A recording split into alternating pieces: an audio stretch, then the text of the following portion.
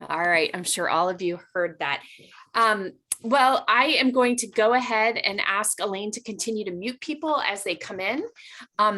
Just be aware that once we mute you, we cannot unmute you. You have to unmute yourself.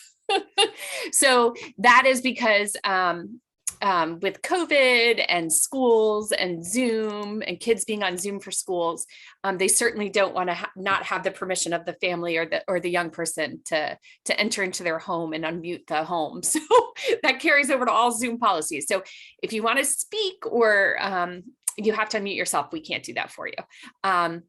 So let's get started. My name is Nora Collins. I'm the region director here in IVC Baltimore on behalf of my colleague Elaine Ireland and all of the Ignatian volunteers serving in 20 nonprofits throughout Baltimore City. We are so glad you are here with us tonight.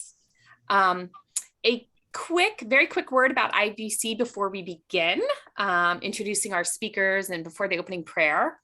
IVC was founded right here in Baltimore 27 years ago. Now we are across the country in 22 regions with the last count was 490 volunteers. And so we are blessed to be operational in 22 cities. Like I said, here in Baltimore, we have 30 nonprofit partners and we're roughly in about 20 of them right now. There are certainly some dynamics with COVID, et cetera, but we're looking forward to growing our core. Feel free to be in touch with Elaine or me if you are interested in learning more. We have a number of wonderful IVC partner agencies with us here tonight, whom I will very soon introduce formally. But you can never begin a Zoom call before giving a few housekeeping tips. So a couple of housekeeping tips, and then I'll introduce the speaker. Some housekeeping tips. Again, I cannot unmute you. You need to unmute yourself. Let me recommend at the top right of your screen where it says view, I recommend you can play with that and decide which view you like. If you don't want to watch your listening face, you can hit gallery view, which is a good one. I would like to say at the format of this evening is we have each presenter present. We have 3 presenters this evening. Each will present for 8 to 10 minutes. Between each presenter, we're going to have a moment of reflection, which will be silent and led by my colleague, Elaine Ireland. And she will lead us through just 1 to 2 minutes of silence and reflection. And then the next speaker will present. So speaker, interlude, speaker, interlude, speaker, interlude. And then we'll have 25 minutes of Q&A, which we will manage through the chat feature.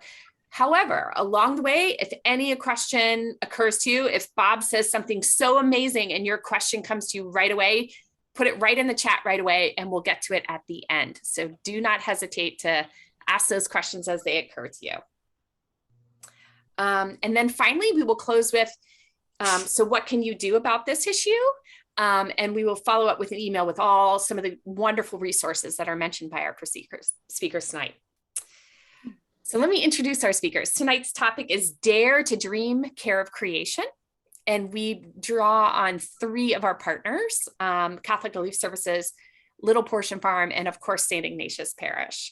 And so, this topic of care of creation is so huge. Like you could cover, gosh, this, people are getting advanced degrees in this stuff. So what we asked our speakers to present on tonight is one aspect of their work that they find really meaningful and hopeful for us to know about, and even to present the challenges of that. So while we can't cover this entire global topic of care of creation and all the nuances, important things that fall under it, we have asked our presenters to touch on something that they're doing that allows us to dream and hope.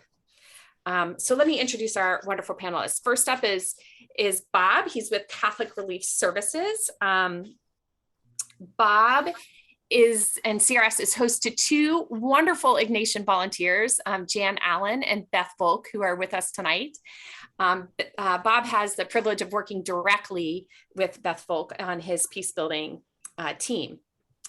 Bob has been with Catholic Relief Services for 7 years, and he and his team provide technical assistance in justice, peace building, and governance to CRS's Sub-Saharan program and partner staff. Africa accounts for approximately 70% of CRS's work. Bob's career began, like with many others, in 1979 with the Peace Corps in Zaire. He then served as UNHCR field officer in the Philippines and subsequently worked with an American NGO to provide famine relief in Chad.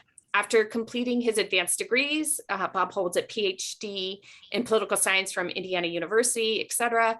He served as the civil society specialist for USAID based in Washington, D.C., and then as chief of party for projects to prevent and mitigate violent conflict in West Africa and to strengthen community resilience to shocks and stress in Northern Kenya. And then, of course, he was smart enough to come to Catholic Relief Services and is there. Our second speaker is Matt with Little Portion Farm. He serves as the farm and outreach coordinator for the farm, which is in Ellicott City. The farm, as you will soon hear, was founded by the Franciscan Friars Conventional in 2018 on the grounds of the Shrine to St. Anthony. Prior to taking this role, Matt served with the USCCB as an environmental justice program assistant. Matt holds an MA in religion and ecology from Yale University and a BS in environmental engineering for Northwestern University. And best of all, Matt is married and has 2 children and lives in Ellicott City. And then we will have both Len and Theresa from St. Ignatius Parish, and they will introduce themselves during their presentation. All right. Elaine, just a quick question. If I mute everybody, does that mean I mute you as well? That's right. Me? That's right. Okay. Okay. So I'm going to mute everybody and then unmute myself, I guess, if I can figure that out. And I guess we'll get started with, as we always do, with a prayer. So I am going to mute everyone now. All right. Okay. All right. I think I'm still, yes, I'm still on. So, so we'll begin with a prayer, actually from Laudate Si by the Pope. Let me get to here. And so we'll begin in the name of the Father and the Son and the Holy Spirit. All-powerful God, you're present in the whole universe and in the smallest of your creatures. You embrace with your tenderness all that exists. You pour out upon us the power of your love so that we may protect life and beauty. Fill us with peace that we may live as brothers and sisters, harming no one. O God of the poor, help us to rescue the abandoned and the forgotten of this earth, so precious in your eyes. Bring healing to our lives that we may protect the world and not prey upon it, that we may sow beauty and not pollution and destruction. Touch the hearts of those who look for gain at the expense of the poor and the earth. Teach us to discover the worth of each thing, to be filled with awe and contemplation, to recognize that we are profoundly united with every creature as we journey toward your infinite light. We thank you for being with us each day. Encourage us, we pray, in our struggle for justice, love, and peace. Amen. Amen. Amen. So Bob, I'm going to turn things over to you. And so you can unmute and we'll start with you from CRS. Thanks very much. Mm-hmm. I think you can hear me all right? Yep. Mm-hmm. Perfect. So the theme for tonight is Dare to Dream. And as I contemplated that, I thought, how am I going to condense everything CRS is doing for caring for creation into a single theme, like Nora had talked about? Then it occurred to me, I think we're doing something unique at CRS that our peers don't do. Obviously, we're different than our peers in many ways. We're a faith-based organization. We draw on Catholic social teaching, as we'll see. We have an integral human development conceptual framework. And now we have Laudato Si as a guiding document for our work with the environment. So I am subtitling my presentation, Transforming Livelihoods and Landscapes through fostering just and cohesive societies. And you will see in that the merger, the intersection, the integration of the work that our livelihoods and landscapes team does with fostering just and cohesive societies. That's the work of the sector I'm in, the justice and peace building sector. Next, please.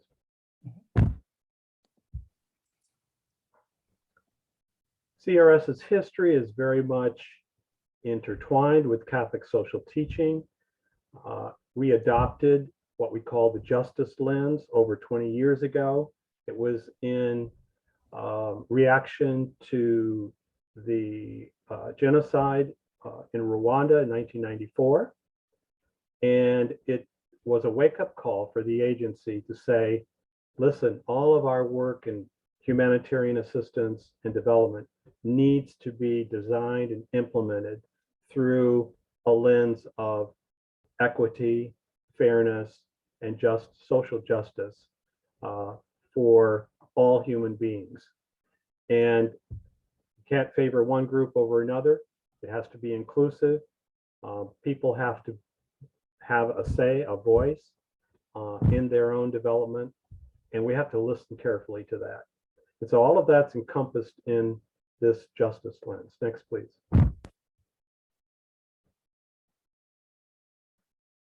We're all familiar with Catholic social teaching, but I put this up just to remind us that the principles are interrelated, they're interconnected. And if we just focus on one, like care of creation, and we don't focus on striving for the common good, or our rights and responsibilities, or solidarity, subsidiarity, then we're less likely to achieve. It's kind of like the whole is greater than the sum of the parts, but you need all of the parts working together to achieve the whole. Next, please. And so we take that Catholic social teaching and we bring it to bear on trying to influence structures and systems.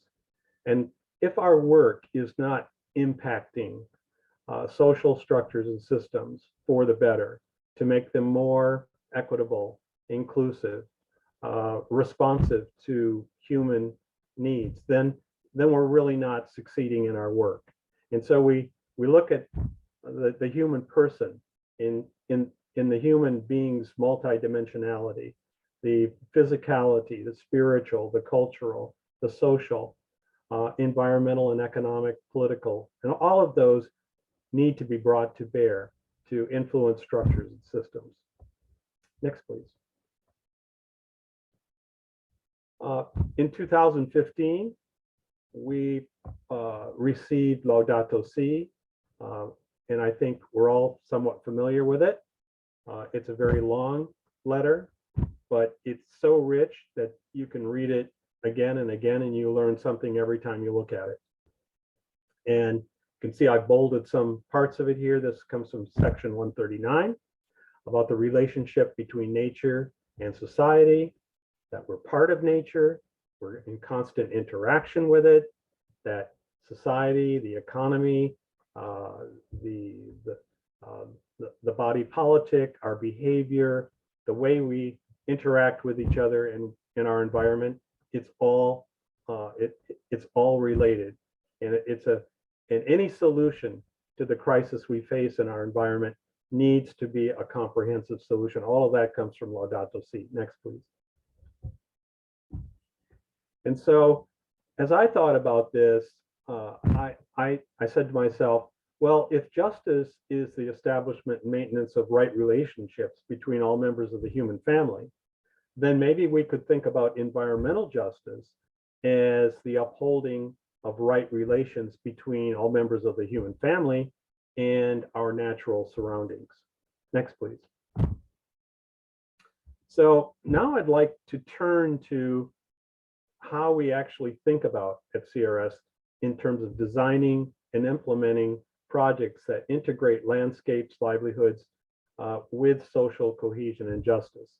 And another way to put it would be to say, we're linking three principles or three concepts here: nature, wealth, and power. Next, please. The agency in 2018, the agency adopted a new strategy, a 12-year strategy called All People Live in Just and Peaceful Societies Vision 2030. And you can see 5 goal areas here on your screen. I want to talk about the first and the third mainly. The first being justice and peace. So that's the promotion of cohesive, just and cohesive societies. And the third one is all about improving landscapes and livelihoods for vulnerable and poor and marginalized people. Next, please.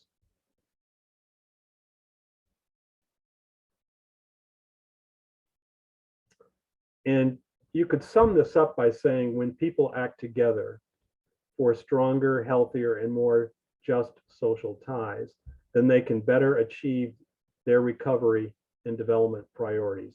So let's take a closer look at that. Next, please. So the goal area 3, which focuses on the landscapes and livelihoods, you can see in that circle the importance of social cohesion. So what we just talked about, and the enabling environment as well. So improving landscapes and livelihoods depends on the elements of social cohesion, such as trust, respect, tolerance, social harmony, unity, striving for a common good, and collaboration and so forth. And then the enabling environment, having policies and laws, regulations, and acts and so forth that are just and fair and inclusive of all identity groups. And then you can get the kind of results that goal area 3 is striving for, the living income based on a sustainable landscape, and communities that can cope and bounce back from shocks and stressors. So being resilient. Next, please. So the challenge that my colleagues face in that goal area 3 is that we all know the vulnerable lands, whether it's the United States as well, whether you live in the West or on near the coast. If you're in Africa and you live in the Sahel, you're much more susceptible to floods, droughts, erratic rainfall patterns. That's my warning bell. Oh, I better hustle here. We're much more susceptible to these because of climate change. Next.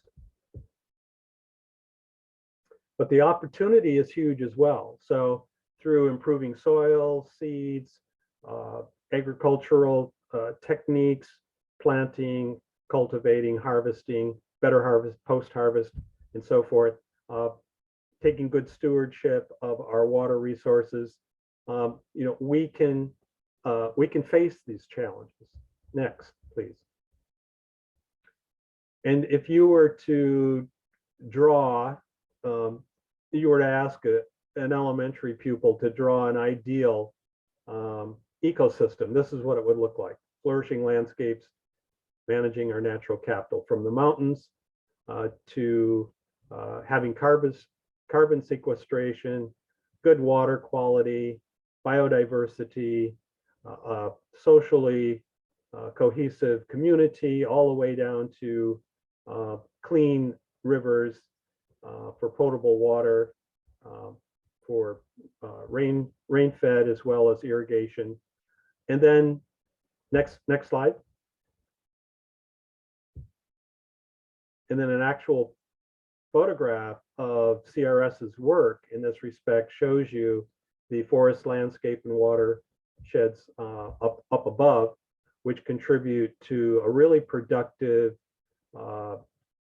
agricultural landscape with value chains, savings and internal lending communities, cash crops, attracting private investment, civil society that provides checks and balances on government and voices the concerns of the marginalized and so forth. So there you have really the archetypical project that we aim to design and implement. Next, please. And so if you think about those three things, the natural, human, and social capital, they all add up to human well-being. Next. And this slide shows you the relationship between nature, wealth, and power. So you have the natural capital, the economic capital, and the political capital. The political capital, that's my sector, but that involves voice, accountability, transparency, empowerment, checks and balances, good governance, and all of that, which is essential to maximizing the kinds of results you're going to get in the other two sectors, the economic and nature. Next, please.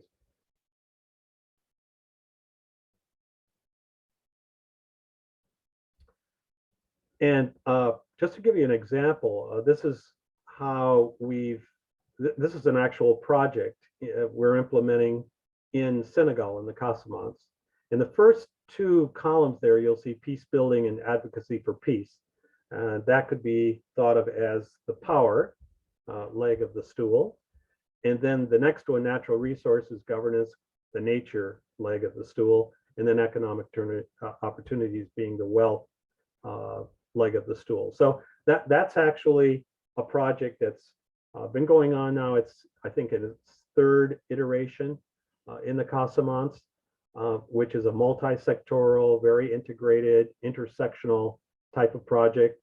And you see that arrow across the bottom that indicates mainstreaming of gender and youth in all of the activities. And those are the two most traditionally marginalized groups. So they play a big role in the success of this project in Casamance. Next, please. And under Vision 2030, the big objective in all of the goal areas is to bring to scale the results we're trying to get.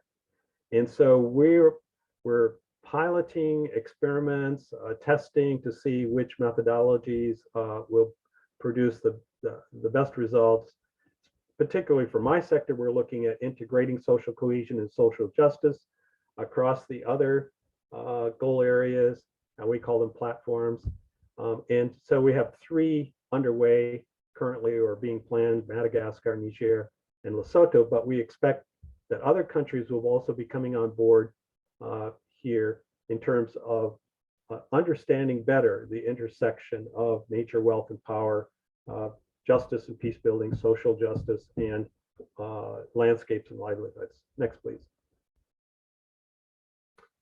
So the dream of our colleagues in the landscapes and livelihoods sector is to revitalize 4 million acres of pasture and agricultural land, increasing agricultural yields by 40% for 1 million farmers. So they're really focused on restoring degraded land that's no longer productive because of desertification or deterioration or maybe it's overgrazed. It's been subjected to floods and droughts, and it's no longer providing a livelihood base for the people who live there. So that's what they're all about, and that's their dream. And so we think that by integrating social cohesion and justice into that work, we're going to help them realize that dream. Next, please. And so just to wrap up here on the theme of daring to dream, we believe that transformation on a global scale knows no bounds. And I want to just conclude with just a very brief anecdote. In 2018, I was privileged to be able to attend the 3rd anniversary of Laudato Si at the Vatican. They convened about 400 people from around the world to take the pulse of Laudato Si. They asked 3 major questions. They wanted to know, where are we now? What have we achieved? Where do we want to go from here? And how do we inspire a mass movement for the care of our common home? And a couple of the speakers that I'll never forget that just gave such emotional and passionate talks, I just want to share very, very quickly with you what I heard them say. There was a young lady, a poet from the Marshallese Islands, who read a poem she had written about her island home, and it concerned, just the wildlife, a whale, a fish that had been beached and had pleaded for help from a bird. And as she was reading her poem, she suddenly went blank. She just stared at the paper and she didn't say anything. And then she fainted. And of course, you can imagine the hush that fell over the auditorium, not knowing what had happened to her. But behind all of this was the thought that her islands, unless something is done to stop global warming, and we can cap temperature rising at 1.5 centigrade, her island atoll is likely to go underwater before 2100. Then there was a gentleman an older man from Greenland, who spoke about the melting of the glaciers and the ice cap.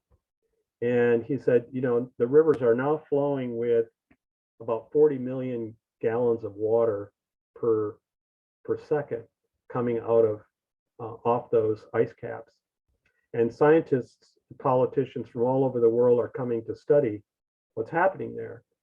And they call on him to bring them to places and show them so that they can see what's happening. But he said, after I brought several people to see this, I didn't hear anything more. Nothing happened. And he said, so here I am speaking to you, a faith group, and I'm hoping that this is going to be different. He said, but you know what? I've been observing you while other people have been speaking. And many of you are just looking at your phones and reading whatever you're doing on your smartphones. You're not even paying attention. So why should I expect to see anything different from you than from the scientists and politicians? So I don't want to end on that really sort of dismal note, but what I would like to say is that, we have an opportunity here as a faith community to be different and to do something different than what others do, because we have such a wonderful body of Catholic social teaching, integral human development, Laudato Si, and an agency like CRS that can provide us with a sort of inspiration as well as the tools to do it. So with that, I challenge you all on the call to reflect on what you can do personally, what we can all do more personally, and what we can do together to achieve transformational change on a global scale. Thank you. Thank you, Bob. That's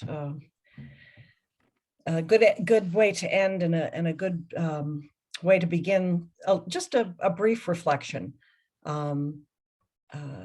using some words from scripture and some quotes from people and some photographs, actually a photograph from CRS, for us to consider in terms of the theology behind care for creation.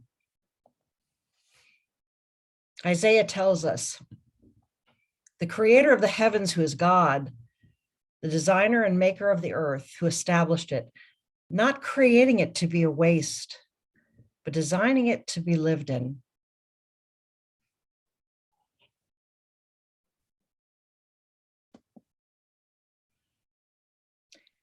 In the Kenyan Catechism, the question is posed, why did God create the earth? And the answer that's given is because he thought we would enjoy it.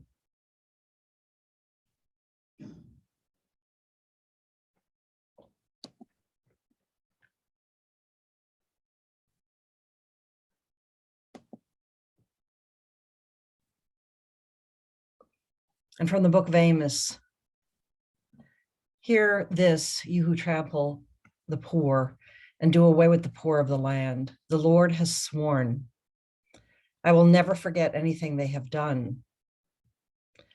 Will not the land tremble for this? The whole land will rise like the Nile. It will be stirred up and then sink like the river of Egypt.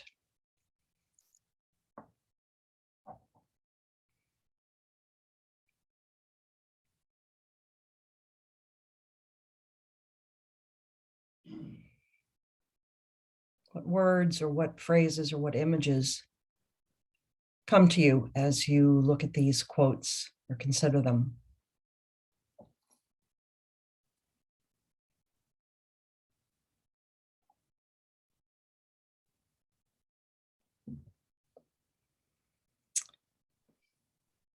So now I'm going to invite Matt from Little Portion Farm to lead us in his presentation. Matt, again, you can just tell me what to do with the slides, and I will do my best to get them through. So welcome, Matt.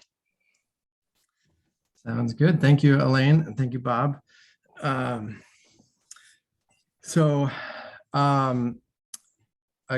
I'm the Farm and Outreach Coordinator for Little Portion Farm.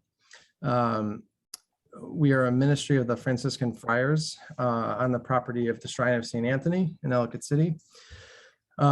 We donate 100% of the food that we grow to those in need in Baltimore.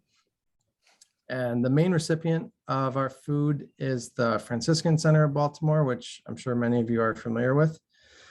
They serve several hundred meals every day, and our food is used in their kitchen to help contribute to these meals. So that is, oh, and you can move to the next slide, sorry. So that is one dimension of our mission, caring for those who suffer from food insecurity in the Baltimore area. The other main component is the care for the land. And these issues, as Bob alluded to, are very interconnected, and you can't really see them separately, which I'll talk a little bit more about. But first, some brief context. Next slide, please. So up until 2017, the land that we currently farm was leased out to farmers who used industrial methods of agriculture, which is quite harmful to the environment, as you might be able to tell from these pictures.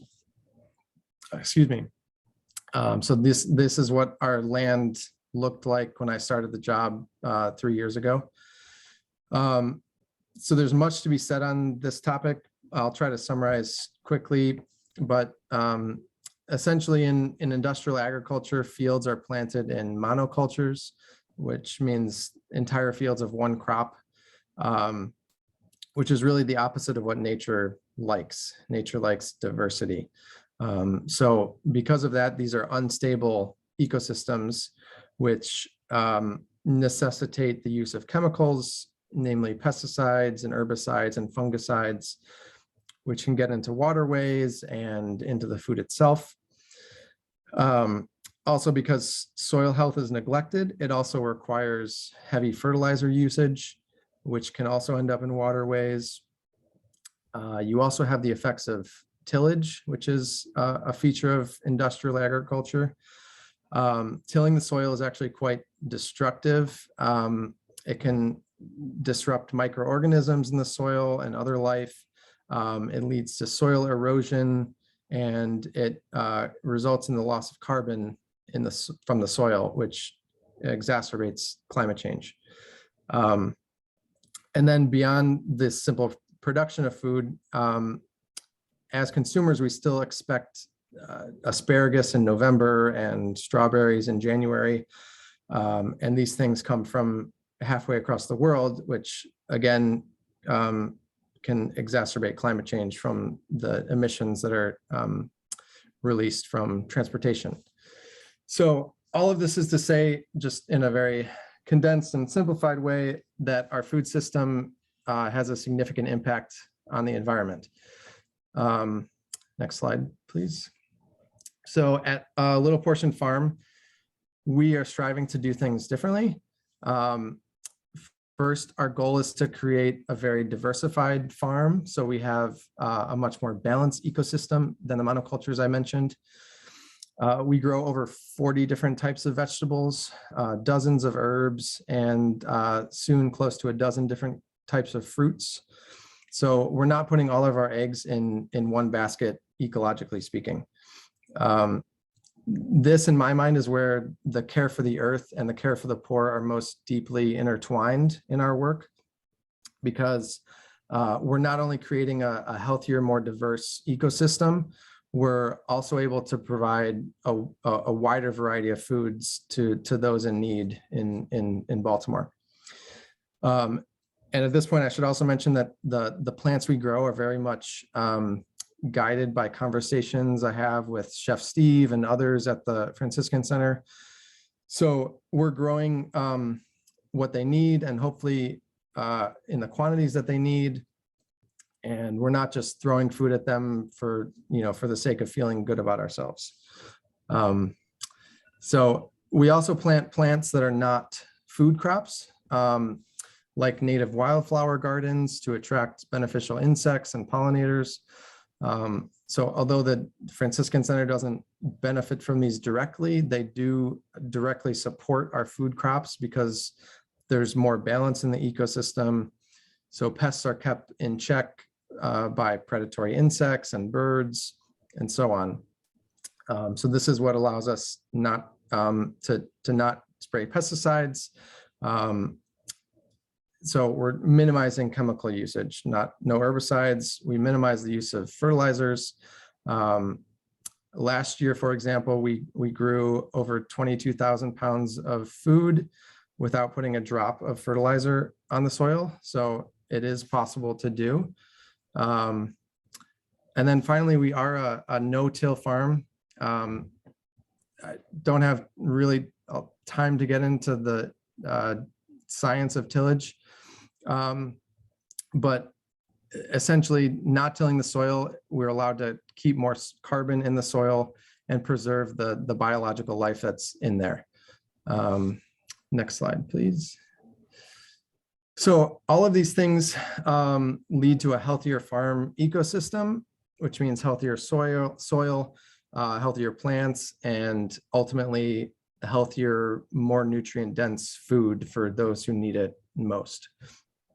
So this is why we see the care for the poor and the care for the earth as so deeply intertwined in this work. So that's a very quick overview of the ways we're trying to care for our little portion of creation, if you will, which leads me to just a last couple points. I know from experience that learning about the environmental crisis and how our food system plays a role in that specifically can be overwhelming and paralyzing because it's just this enormously complex systemic problem, as Nora alluded to at the beginning. So the question is raised, like, what can I do as one person? For me, I think one of the most important things to remember on a personal level is something that Pope Francis has said, which is that the ecological crisis is a summons to profound interior conversion.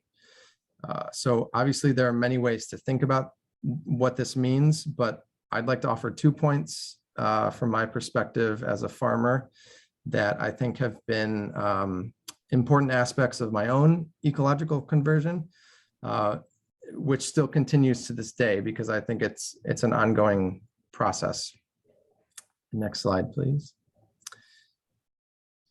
So one part of Laudato Si that has always resonated with me and honestly partially led me to become a farmer is the part where Pope Francis talks about the importance of saying grace before and after meals. He says that moment of blessing, however brief, reminds us of our dependence on God for life. It strengthens our feeling of gratitude for the gifts of creation. It acknowledges those who by their labors provide us with these goods, and it reaffirms our solidarity with those in greatest need. So to me, this suggests that how much depth is possible in saying grace before meals, which in my experience is often either forgotten entirely or said in about 4.2 seconds for us Catholics. But I think if we actually take the time to reflect, food has this power to be a mirror that reflects this interconnected relationship that we have with God, with our neighbors, and with creation. So we have this amazing opportunity every time we sit down to eat to submerge ourselves in that interconnection. So I would gently challenge you. How can you become more aware of the story behind the food that you're eating? Some of that comes with educating yourself, doing research to learn more about your food. But I think much of it is also a spiritual practice. You might even think of it as a form of Ignatian imaginative prayer, for example. So as you drink your coffee in the morning, reflect on, the person who harvests that coffee cherry, or how that plant was grown, or even how is that person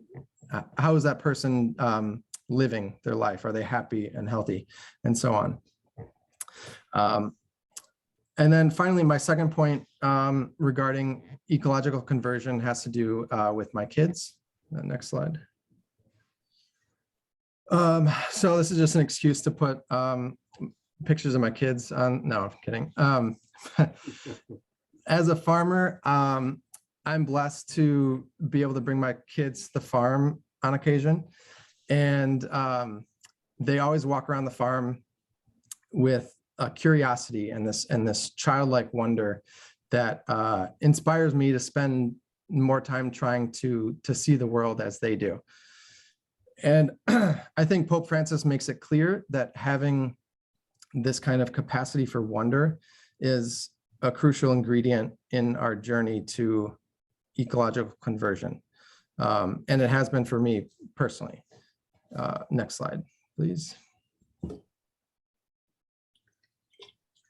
So right after he talks about ecological conversion in Laudato Si, Pope Francis says, we are speaking of an attitude of the heart, one which approaches life with serene attentiveness, which is capable of being fully present to someone without thinking of what comes next, which accepts each moment as a gift from God to be lived to the full. So to me, what he's speaking about here is the power of wonder and awe, which have played a major role in my journey to where I am now. Next slide, please. So in my time working on at Little Portion Farm, I've come to believe more strongly that working to cultivate this attitude, both that it's part of our work, but also that it's one of the most important things you can do in terms of caring for creation. So I encourage you throughout your day to try to find moments to pause, to pay attention, and just to be filled with awe at the beauty of our world. Yeah, with that, I'll pass it over to Elaine. That was wonderful. And thank you for sharing the pictures of your children. That's a important message. I think it's a Native American saying that says something that we are not the owners of our world. We have it on loan from our kids. And so I think that speaks to it as well. So I'll take just a brief moment to think about what Matt had to say and a few thoughts too from the USCCB and also again from Laudato Si. This is a picture actually from Little Portion Farm of the volunteers doing work.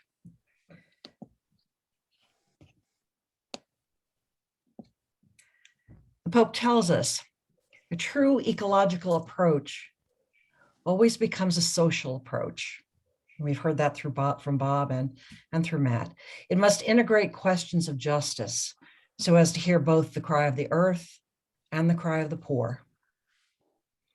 Concern for the environment thus needs to be an unwavering commitment to resolving the problems of society.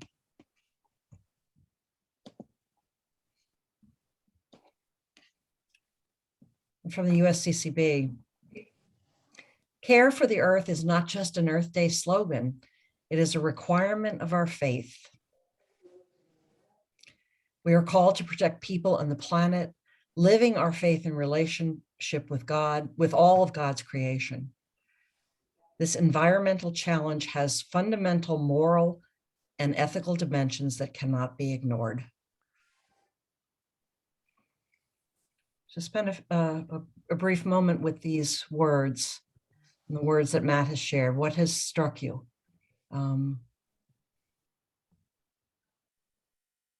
What are the things that you will take with you from this segment of our presentation?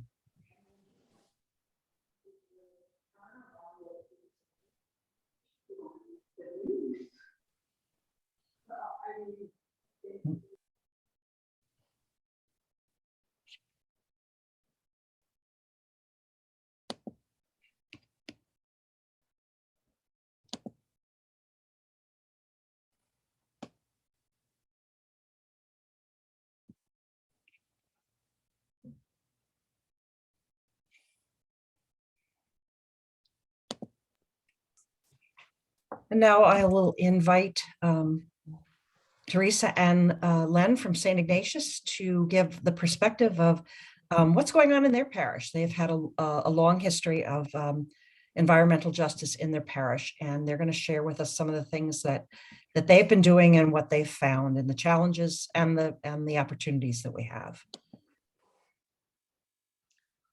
Okay, thank you.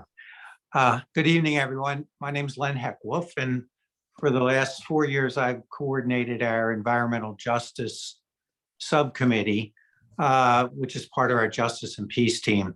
I grew up in the city. I have a degree in earth sciences. I attended the Harvard of the mountains. That would be Frostburg State. And somehow, bizarrely, I ended up as a senior vice president at JP Morgan Chase in New York. And for 30 years, I focused around the transition of consumers and corporations from paper to electronics.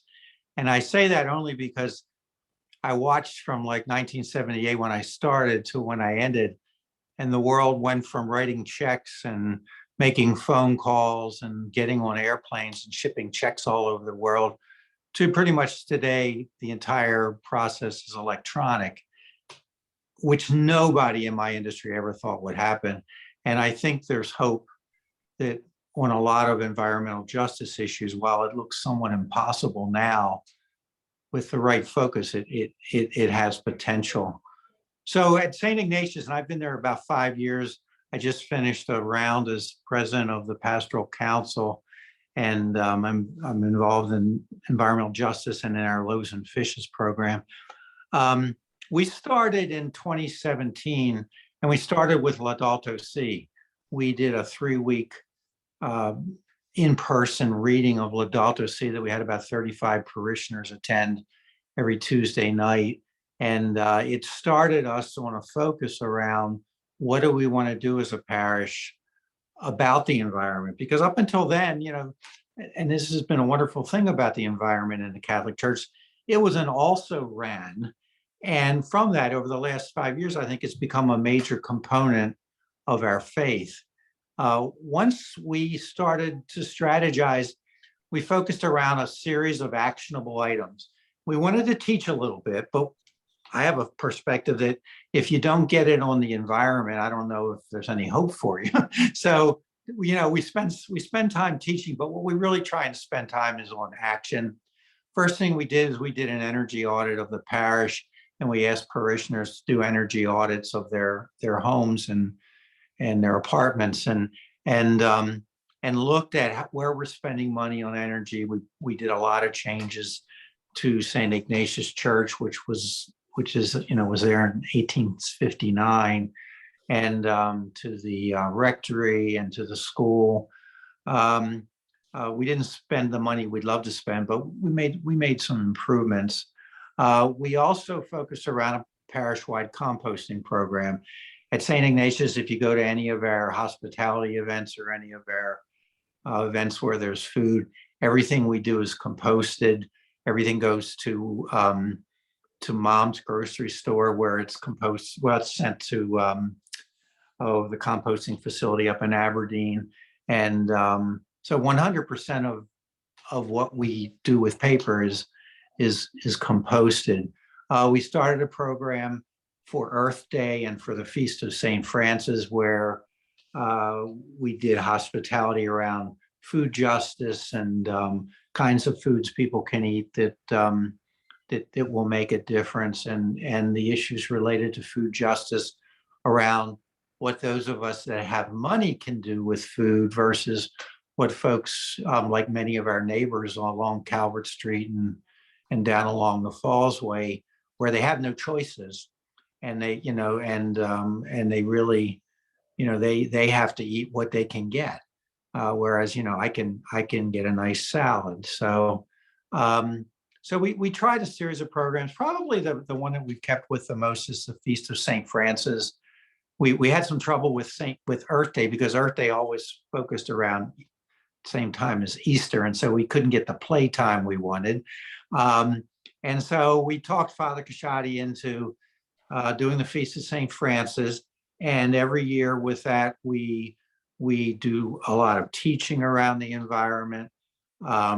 We do a hospitality event around the environment, and maybe most importantly, Father Jim preaches his sermon about the environment, and that reaches not only the 300 or 400 people that attend Mass every Saturday and Sunday, but also we now have, because of COVID, we started an online Mass that draws about 600 to 700 people every Sunday from all across the country, and so that message gets out there to a much broader audience. So we've stayed with this for 4 or 5 years, and we really think it's starting to make a difference. But it's a tough issue because it's something that I think is sacred, but that doesn't mean I've been able to convince the whole world that it's sacred. So when we've done things like we do tree planting with Blue Water Baltimore, and we get 6 or 7 or 8 people who will do that, but we don't attract hundreds of people, and that always has been a little frustrating. But it's solidly justice within our Justice and Peace group. Environmental justice is very firmly established as a core part of the parish, a very active part. In the last year, we did a lot with lobbying state and federal officials, and Theresa probably will talk a little bit about that, some of the work we've done that. And we've done a lot around food justice. I'm moving over to focus more around our Loaves and Fishes Ministries, which is 35 years old and has been feeding people along the Falls Way and Central Avenue and over by the prison and down into Fells Point. We feed people every Sunday night from our van because people in Baltimore are very hungry, and we're looking at starting a CSA program this year that will help some of the people in our school, the Ignatian school, the Loyola school, to be able to get fresh vegetables and other foods, because Central Baltimore is pretty much a food desert. So I don't want to take a lot of time. I'm going to turn it over to Theresa, and she's going to talk a little bit more about what we're currently doing. Thanks, Len. Thank you, Nora. Thank you, Elaine. This is funny. I've listened to everyone introduce themselves, and I see the similarities. So let me just tell you, before I spend a few minutes and tell you what we're going to be doing, let me just tell you a little bit about myself. I also am a Baltimore resident, lived here most of my life. And I am a retired lawyer, retired family magistrate with the Baltimore City Circuit Court. And I retired in January of 2021. So I'm a year into my retirement. Working with the environment has been a passion my entire life. And retirement has given me the opportunity to spend more time and devote more of my resources towards that passion. I'm also a Peace Corps volunteer. I was in Liberia in 1982, and just really enjoyed, Robert, your presentation about CSR, because it's I saw CRS. I'm sorry, I saw some of your work when I was overseas. I'm also a master gardener for Baltimore City, and I'm a board member of Blue Water Baltimore. I enjoy those roles and have been able to cultivate them since I've retired. And I'm also the president of my community association. I live in the Lake Evesham area of Baltimore City. And I've been, boy, they say once you become president, you're always president. I think I've been there 8 years now. And I've enjoyed it. But anyway, given us about a month ago, and Len alluded to it, I took over the chair of the Environmental Justice Subcommittee of the Justice and Peace Committee at St. Ignatius. And I'm following some big shoes, and some of the work that Len do, we will continue to do because they were so successful.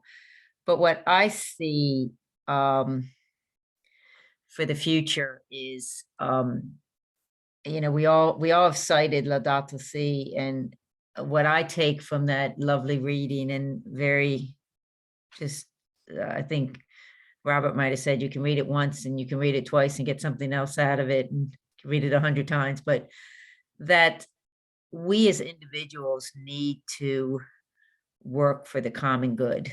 And the common good, the community means each other, our plants, our animals, our soil, and our water. And I feel like that's the mission of the Environmental Justice Committee at St. Ignatius. And my approach is to be active, but also to try to educate, because I feel like those in the environmental community, and we have a tough, we have a tough road to hoe, because not only do we have people who deny what's going on, I think there's people who just have total apathy about the imminent threat that's facing our climate. The lack of biodiversity, the pollution to our waters, the storms, the rapid development, the continued use of fossil fuels. We've got to wake up. And that's why my objective as the chair is to spend more time trying to educate. I'm going to be optimistic and think maybe people are more ignorant instead of apathetic. So we're going to be active. We're going to continue the tree planting. We're going to continue the advocacy work, which we did last year. We advocated certain bills with the U.S. Congress. We met with some of our congressional and our senatorial staff.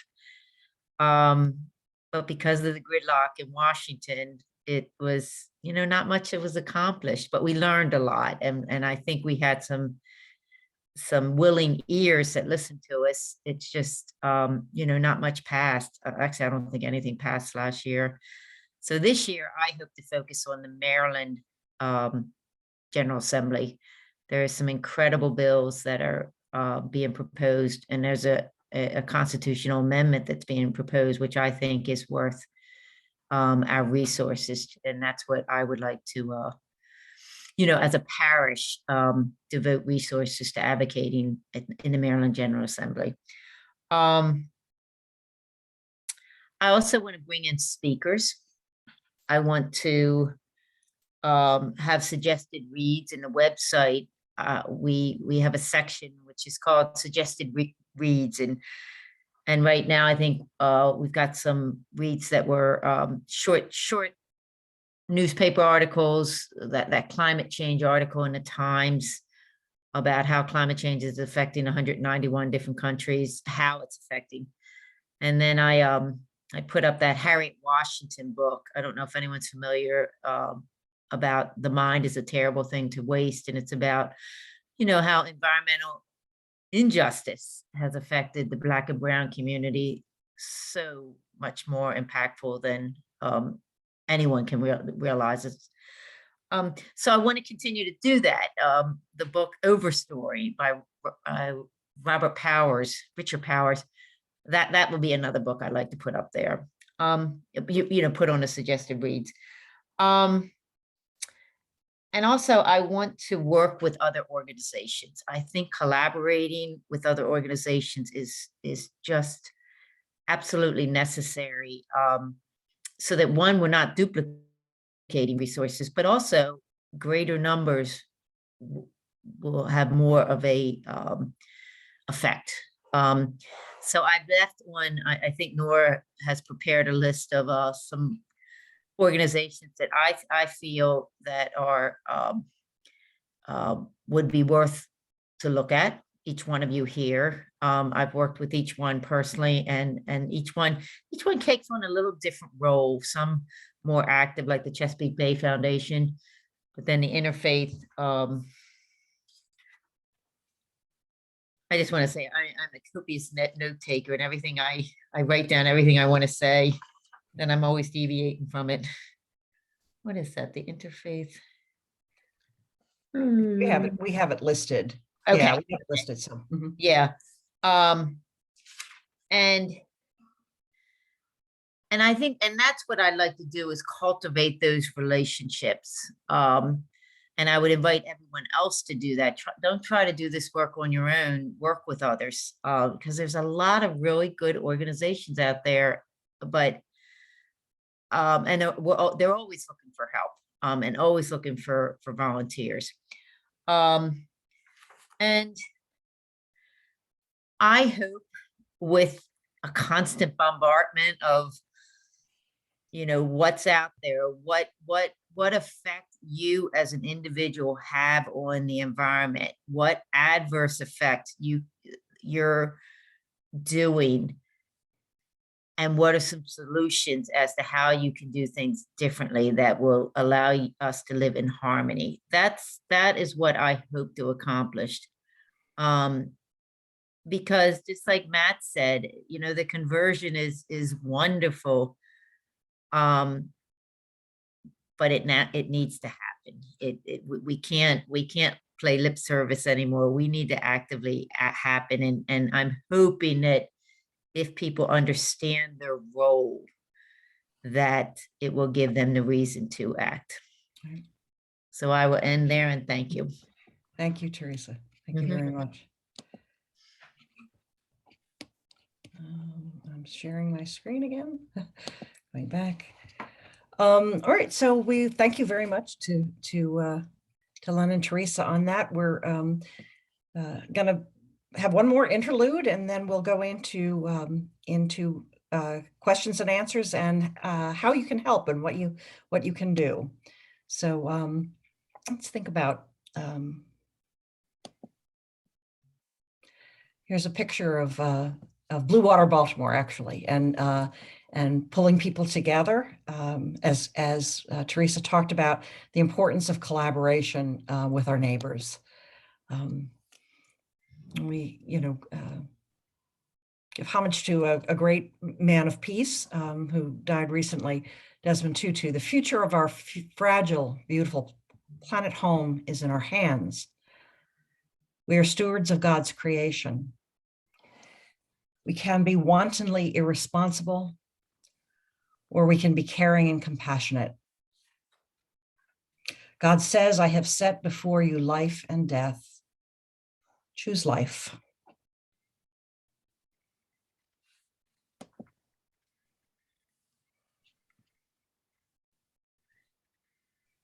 We see a picture of a report from WMAR recently on heat islands in the city.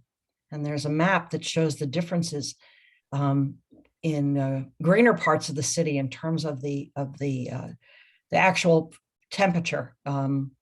And we know that the heat in the city can add a lot of stress.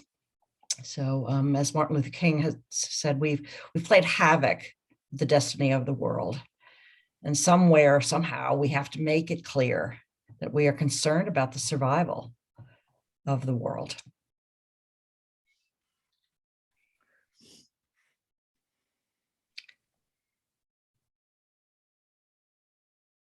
So maybe a question for you to consider is, what do you need to experience that interior conversion that the Pope talks about?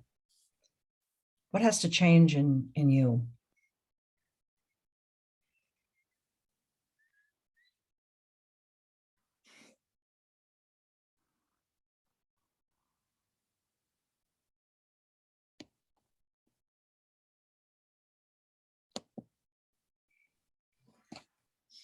So Nora, I'm going to turn it over to you for questions and answers. If we have people who have posted questions for our speakers, and then our speakers will need to be unmuted. Bob, I think you're going to need to be unmuted, or your cat needs to answer the questions. All right, Nora. Thank you, Bob, Len, Theresa, and Matt for your partnership over many years, hosting Ignatian volunteers. And also for just sharing this evening. I think all of us would sit at your feet much longer if time would allow. But let's ask first a question for Bob, posed by Paul Casey. In terms of this sector, what are the most significant 2 or 3 obstacles that CRS has had to overcome? Yeah, well, thanks for the question. And let me put a plug in for Beth Bulk, who has been a wonderful volunteer with CRS. She's been with us for about 3 years, but she volunteered with another unit before that. So it's really great having her. Well, you know, there are many obstacles. And when I talk about justice and peace building with people and they ask me that, I'm tempted always to think, well, you know, we can use more money. But when it comes to the work we do, it's less about that than it is about time. I would say one of our greatest challenges and obstacles is time, because to change people's, you know, attitudes, behaviors, and to get the sort of cooperation and collaboration we need, especially when you're doing intersectional or integrated work, because that involves a lot more people. And it involves people who think differently about the world, who are concerned about different matters. They're specialists in their areas and not in others. And not all of them think so integratively about life. So it really takes time. And one of the big issues I have with the way we design and implement projects is that they're time bound. So typically a project will have a lifespan of usually not shorter than 2 years, but not longer than 5. And then there's sometimes when you're really fortunate, there will be follow-ons and you'll get another 2 years, perhaps more. The example I gave from Casamance has been really exceptional because that's in its 3rd iteration, I believe. So that's been running for probably about 6 years, which is quite unusual. So that I think is one major obstacle. If I were to think of, let's see, what else could I name? You know, it's always a challenge to change, to try to do transformational change. And we think about it as having 4 levels. There's the personal, relational, structural, and cultural. And personal starts with you, you know, it starts with us. So it's working on ourselves. And I really took to heart some of the things I heard Matt say, you know, about, hey, just think about what does asking a blessing when you sit down to eat something, what does that really mean? And it has a lot more meaning than we often give it. And that's why many of us just sort of do it. Either we skip it or we just do it really as a formality. But if we think about ourselves, you know, our implicit biases, our prejudices, trauma that we may have experienced or inflicted on others, there's a lot of self-reflection that if we do it, which is why I like the format of this Theology Uncorked, is the time that you give us to think about the presentations after they're made. We can really make a big difference, but it starts with working on ourselves, because like the saying goes, you can't give what you don't have. And then there's, you know, when you're going out from the individual level, and you think about, we have a methodology we call binding, bonding, and bridging. And the bonding part has to do with working sort of the same thing at an individual level, but with a group. So you do introspection as a group. It's kind of like what we're doing tonight. Right. I mean, we've got a group of people here, of like-minded people, but we come from, you know, different places, different walks of life. I live in the Washington, D.C. burbs, and lived overseas for many years. But it was very interesting to hear about the experiences of from Matt and Theresa and Lynn about St. Ignatius and so forth. I'm sure many, if I could only hear people on the call, we'd hear more interesting experiences. But it's sort of, so it's about that, kind of like introspectiveness, looking at your group, who we are as a people, our history, our narrative. Do we have grievances against others? Have we caused harm? And if so, what is that? And then the bridging, the third part is bringing different identity groups together, whatever it is that separates them. Could be age, gender, ethnic, religious, political ideologies, and so forth. You know, we look at the U.S. and we see how polarized and divided we are as a society and a polity, and it's very concerning. You know, we hear about it every day, and in many ways, it seems to be going in the wrong direction. So I think that's another big concern we have, is just trying to get the kind of change, transformational change, it's going to take to make a difference in the world, not only for you know, specific development things, but, you know, speaking of care of creation, and the kind of changes it's going to need, it's going to have to be personal, it's going to have to be relational, it's going to have to be structural, and it's cultural, and that takes a long, long time.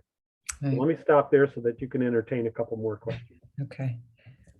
Thank you. Thanks, Bob. And actually, I think what I will do is instead invite that IVC continues this conversation. And if we surface any questions, we're going to circle back. And certainly Theresa and Len left us with some good ideas that we can do at in our own faith communities. But I'm going to ask Elaine to bring up the last slide, and then we are going to close. Probably we're going to go to about 8:20. So I'm asking for 5 minutes of forgiveness. So Elaine, can you pull that up? So I actually have one thing before that, Nora. So just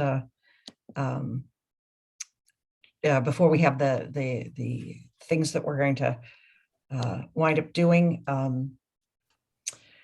This is just a closing and going into this idea of what we can do about this. And this is from another wonderful person, man of peace, who just died, Thich Nhat Hanh.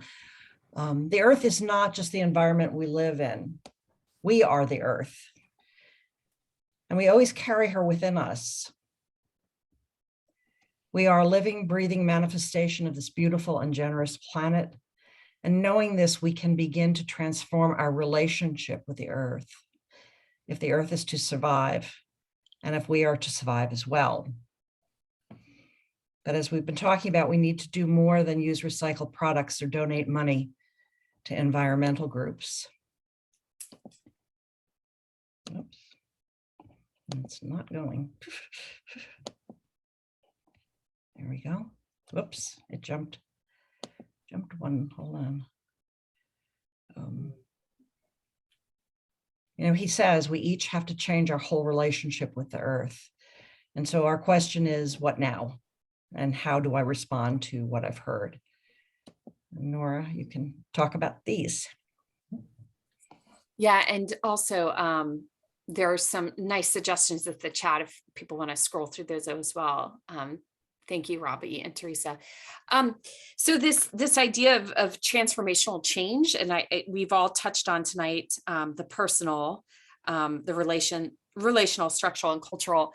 Here at this very larger scale, certainly we have the Catholic Climate Coalition, that is a great organization following these issues, that is in close collaboration with the international efforts. So Catholic climate change kind of funnels the larger conversations that Bob was speaking to at the international level down to the US context. And so I highly recommend, obviously, the Catholic Climate Covenant, Catholic Charities USA, certainly.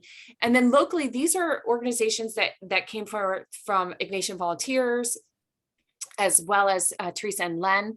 I will send you an email out about those. And just so you can kind of plug in as you see fit, and then link your faith communities to them as well. And then finally, Elaine, I'm going to ask you to bring up that last slide. Okay. And then something coming up in the next couple of days is an offering from the Maryland Catholic Conference called Care for Our Common Home, and it's looking at environmental responsibility in our state. That's February 15th, 7 p.m.